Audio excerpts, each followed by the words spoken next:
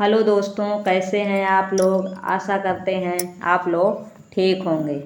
आज हम क्लास 9 संस्कृत व्याकरण का चैप्टर नंबर 1 देखेंगे।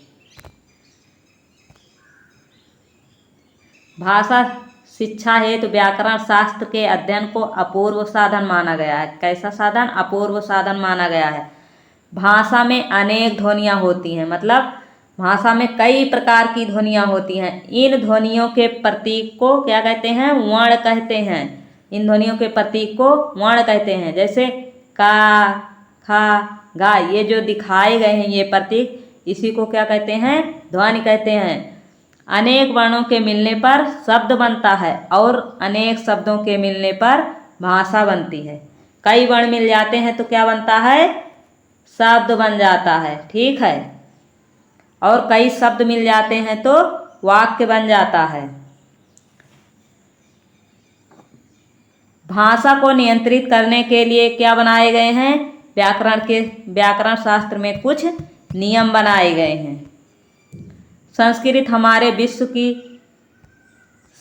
हमारे विश्व की सर्वाधिक समृद्ध और प्राचीनतम का मतलब पुरानी भाषा है। संस्कृत भाषा का व्याकरण अति वैज्ञानिक है। संस्कृत व्याकरण को माहेश्वर शास्त्र कहा जाता है। क्या कहा जाता है? संस्कृत व्याकरण को माहेश्वर शास्त्र कहा जाता है। माहेश्वर का अर्थ है शिव जी। माहेश्वर का क्या अर्थ है? शिव जी। पाणिन की उपासना से प्रसन्न होकर शिव जी ने कितनी बार डमरू बजाया? 14 बार डमरू बजाया। ठीक है। किसकी उपासना से प्रसन्न होकर? पाणिनि। ठीक। उससे जो ध्वनियाँ निकली वह 14 सूत्रों के रूप में हैं।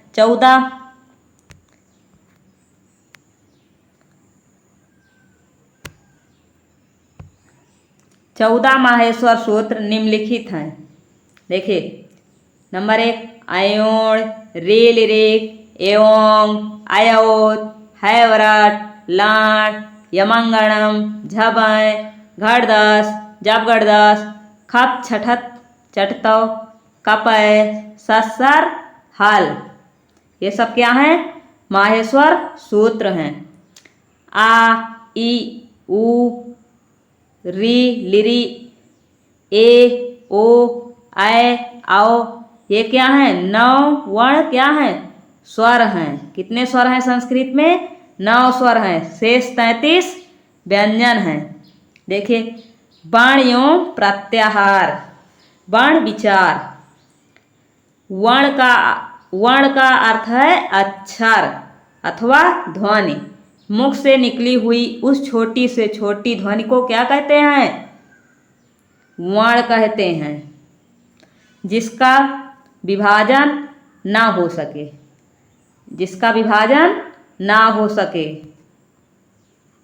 ठीक है। जिसका विभाजन ना हो सके। जैसे आ, ई, उ, क, च, ट, त इत्यादि। इनका विभाजन हम लोग और नहीं कर सकते। संस्कृत में स्वर और व्यंजन दो प्रकार के वर्ण होते हैं।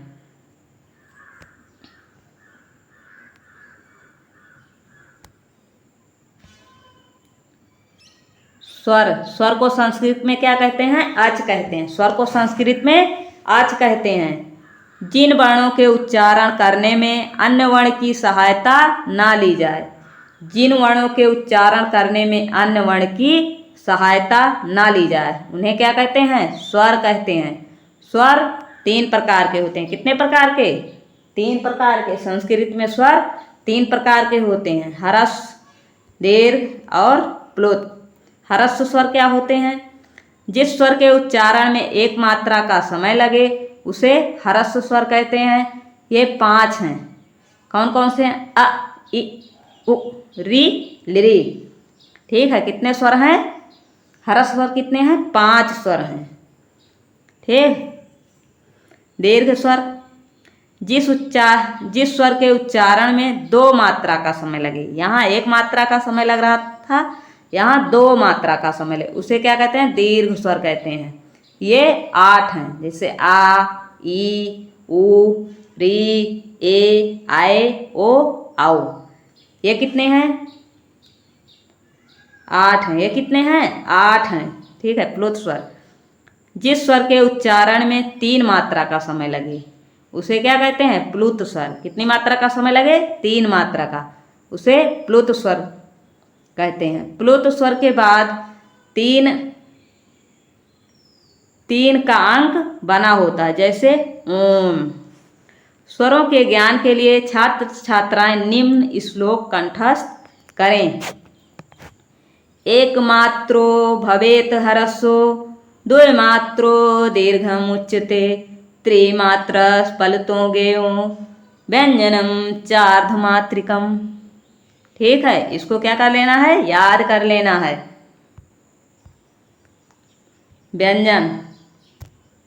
व्यंजन को संस्कृत में क्या कहते हैं? हल कहते हैं। जिन वर्णों के उच्चारण में स्वर की सहायता लेनी पड़े, व्यंजन में क्या होता है? स्वर की सहायता लेनी पड़ती है, उसे क्या कहते हैं? व्यंजन कहते हैं। व्यंजन 4 प्रकार के माने गए। कितने प्रकार के? 4 प्रकार के माने गए हैं। स्पर्श व्यंजन, ऊष्म व्यंजन, अंतःस्थ व्यंजन और संयुक्त व्यंजन। कितने प्रकार के? 4 प्रकार के व्यंजन माने गए हैं। स्पर्श व्यंजन का से माँ तक होते हैं। का से माँ तक। ऊष्म व्यंजन शा, शा, शा, हा। ठीक है। अंतःस्थ व्यंजन या, रा, ला, वाह। संयुक्त व्यंजन बाद में बताएंगे। चलिए आगे देखते हैं। स्पर्श व्यंजन। स्पर्श व्यंजन वह व्यंजन है जिन वर्णों के उच्चारण में मुख के विभिन्न भागों का स्पर्श होता है। इनकी संख्या 25 है। स्पर्श व्यंजनों की संख्या कितनी है? 25। का वर्ग में कौन कौन आते हैं? का, खा, ग, घ, अंगे। चा वर्ग में चा, छ, ज, झ, या। टा वर्ग में ट, ठ, ड, ढ, अड़ा। ता वर्ग में त, थ, द, ध, न। पा वर्ग में पा, फा, बा, भा, मा। ऊष्म व्यंजन। ऊष्म व्यंजन क्या होते हैं? ऊष्म व्यंजन वह व्यंजन है जिन वर्णों के उच्चारण में वायु रगड़ से ऊष्मा उत्पन्न करती है। इनकी संख्या 4 है। शा, श, श, हा। अंतःस्थ व्यंजन, इनकी संख्या भी 4 है। या, रा, ला, वा। संयुक्त व्यंजन 2 व्यंजनों के योग से बनने वाले वर्ण संयुक्त व्यंजन कहलाते हैं। ठीक है।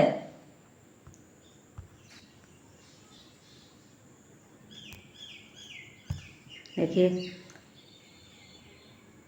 ये कितने होते हैं? 3। छ, त्रा और ज्ञान। छ किससे किससे मिलकर बना होता है? आधा का और शा से मिलकर। ठीक है। त्रा, ता, आधा ता और रा से मिलकर त्रा बनते हैं। आधा जा और या से मिलकर ज्ञा बनते हैं। अनुस्वार वह वर्ण के ऊपर लगे बिंदु को अनुस्वार कहते हैं, जैसे कंक, नंग, संग आदि। ठीक। विसर्ग वर्ण की अंतिम ध्वनि हा है। हा को प्रकट करने के लिए विसर्ग का प्रयोग किया जाता है।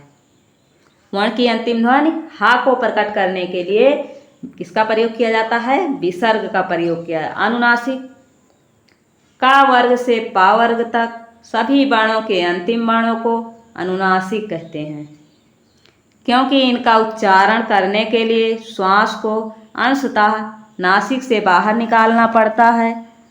ये वर्ण हैं अंगे, ए, ड़ा, ना और मा। वर्ग के कौन से अक्षर? 5वें अक्षर। ठीक है। जैसे का वर्ग। का वर्ग में कौन कौन से वर्ण आते हैं? का वर्ग में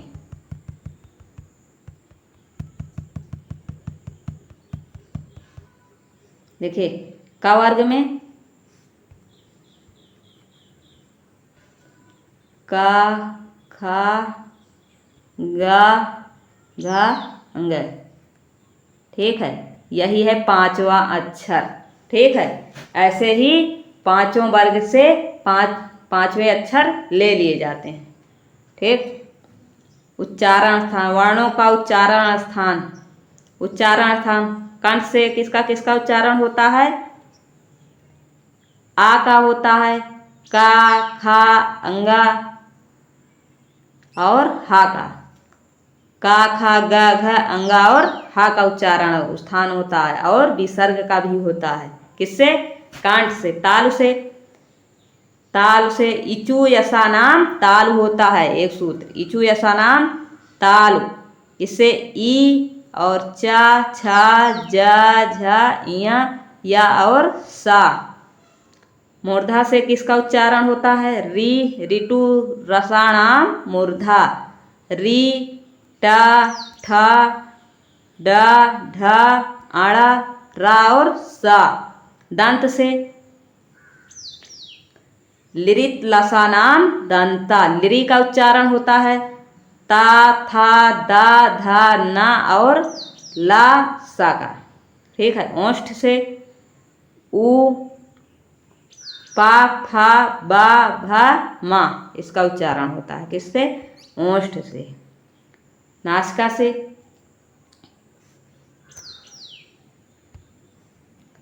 नासिका से किसका उच्चारण स्थान होता है? पांचवें अक्षर का। ठीक है, या मा अंग ड़ और ना का। कंठ तालु से ए और आए। कंठ तालु से किसका उच्चारण स्थान होता है? ए और आए का। देखिए कैसे, जैसे ए दो वर्णों से मिलकर बना होता है, जैसे आ प्लस ई। ठीक, तो आ का उच्चारण स्थान कंठ से और ई का उच्चारण स्थान तालु से, इसीलिए ए आई का उच्चारण स्थान कंठ तालु से होता है। ठीक है, कंठोष्ठ, ओ औ का कंठ और ओष्ठ से होता है। ये भी दो वर्णों से मिलकर बने होते हैं। दंत ओष्ठ, व का उच्चारण स्थान दांत और ओठ दोनों से होता है। प्रत्याहार बनाना।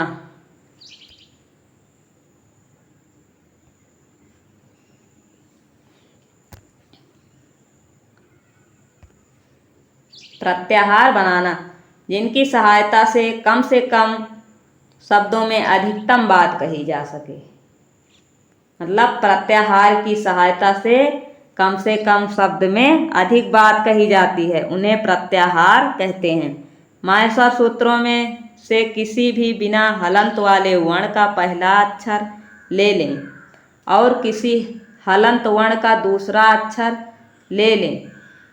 इन दो वर्णों के नाम के प्रत्याहार से बीच वाले सभी वर्णों का जो हलंत न हो बोध होता है। जैसे अयोण, रेल रेक, एवं, अयोच में से यदि आ को चा से मिला दें, आ को इस आ को और इस चा को मिला दे तो अच प्रत्याहार बनता है।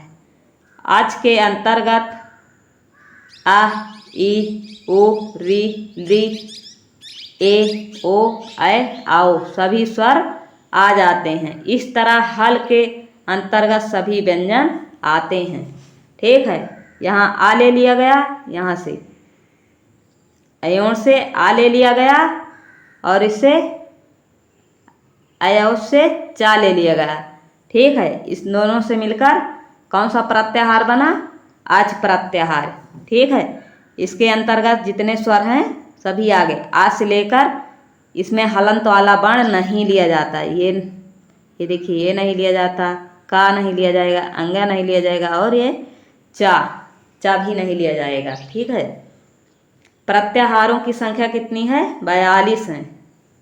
अक प्रत्याहार, अक प्रत्याहार में कितने वर्ण आते हैं? 5। आ ई उ री लिरी। अच में आ ई उ री लिरी ए ओ ऐ औ।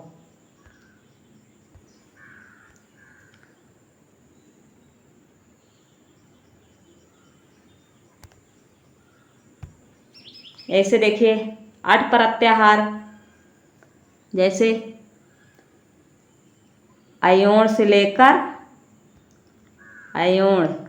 लेकर हैवरट तक, ठीक है। हैवरट का टा ले लिया गया है। इसके बीच में जितने वर्ण आते हैं वो क्या हैं? अट प्रत्याहार। ये देखिए अ इ उ ऋ ऋ ए ओ ऐ औ हा या वा रा, ठीक है। ऐसे अण प्रत्याहार भी हैं। इसका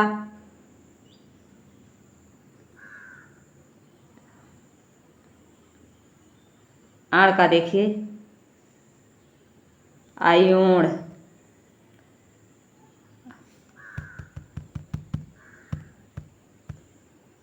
देखिए अयोण से क्या बना? आण प्रत्याहार। इसका आ ले लिया गया, इसका आड़ा ले लिया गया, इसे प्रत्याहार बनाते समय छोड़ दिया जाता है, ठीक। आ ई ऊ हो गया, ठीक है। ऐसे एक अण प्रत्याहार और भी बनते हैं। ऐसे देखिए, ऐसे अण प्रत्याहार अ इ उ ऋ ऋ ए ओ ऐ औ हा या वा रा ला। ऐसे अम प्रत्याहार बनते हैं। अल में मतलब पूरे स्वर और व्यंजन पूरे आ जाते हैं, 33 वर्ण। अल प्रत्याहार में सब आ जाते हैं। अस प्रत्याहार, एक प्रत्याहार, इच प्रत्याहार, एण प्रत्याहार, उक प्रत्याहार, अंग प्रत्याहार। ऐसे देखिए पूरे 42 प्रत्याहार हैं। ओक, देखिए एच प्रत्याहार, एण प्रत्याहार, उक प्रत्याहार, ऐंग प्रत्याहार, एच प्रत्याहार, आयच प्रत्याहार। देखिए एच प्रत्याहार देखिए कैसे बना, ए औच, औच, ठीक है। इसका ए ले लिया गया, इसका चा ले लिया गया, तो इसको छोड़ दिया गया, ठीक है। तो एच प्रत्याहार के अंतर्गत कितने वर्ण आए? 2 वर्ण आए, ठीक है। ऐसे ऐसे करके सभी प्रत्याहार बनाए गए हैं। खय प्रत्याहार भी होता है, खर, णम, चय, चर, छौ। जस प्रत्याहार, देखिए पूरा समझाना संभव नहीं है इस पे। देखिए जस प्रत्याहार, जैसे जब, गड, दस। जब,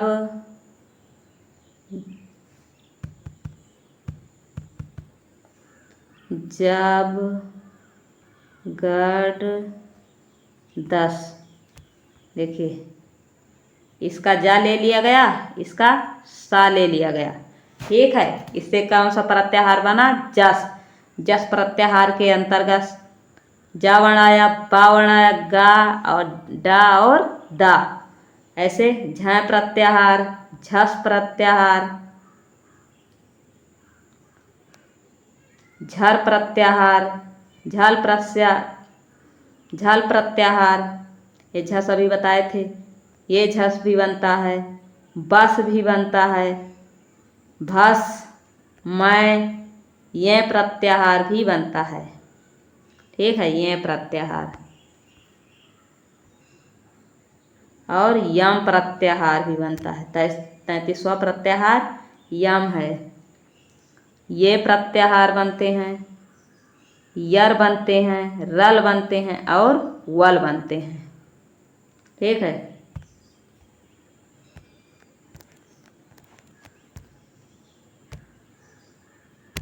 देखिए और वस प्रत्याहार भी बनते हैं।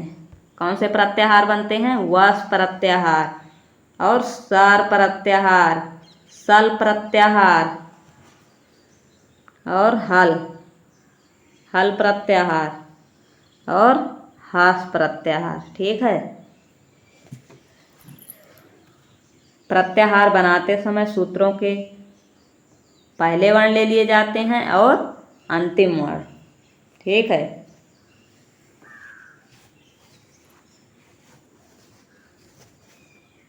प्रयत्न। वर्णों के उच्चारण करने की चेष्टा को क्या कहते हैं? प्रयत्न कहते हैं। आभ्यंतर और बाह्य। आभ्यंतर से तात्पर्य उस चेष्टा से है जो ध्वनि निकालने से पहले मुख के अंदर होता है। बाह्य प्रयत्न मुख से वर्ण के निकलते समय होता है। बाह्य प्रयत्न क्या होता है? जब मुख से वर्ण निकल जाता है, मतलब निकलते समय होता है। आभ्यंतर प्रयत्न, यह प्रयत्न 5 प्रकार के होते हैं। ठीक है, कितने प्रकार के आभ्यंतर प्रयत्न? 5 प्रकार के।